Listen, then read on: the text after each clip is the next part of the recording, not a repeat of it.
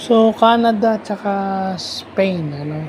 Um, Canada tsaka Spain. Well, dikitan din yung laro. Kaso, ang nakikita natin doon, may panapat.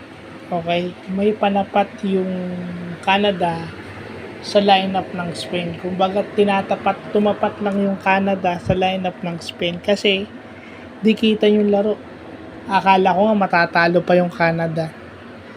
Pero, kasi, yung usually ginagawa ng Spain, nababasa ng Canada dahil meron silang athletic players na matatangkad na meron din yung Spain. So, ano mangyayari doon? Nasisira yung kanilang magandang sistema.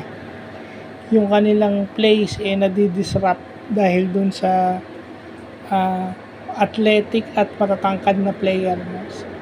At meron silang mga players that can defend the perimeter individually.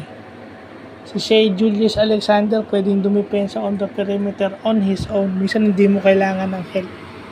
So malaking advantage yun. At saka biniblitz nila, tinatrap nila yung pick and roll effectively. So medyo nahihirapan yung Spain.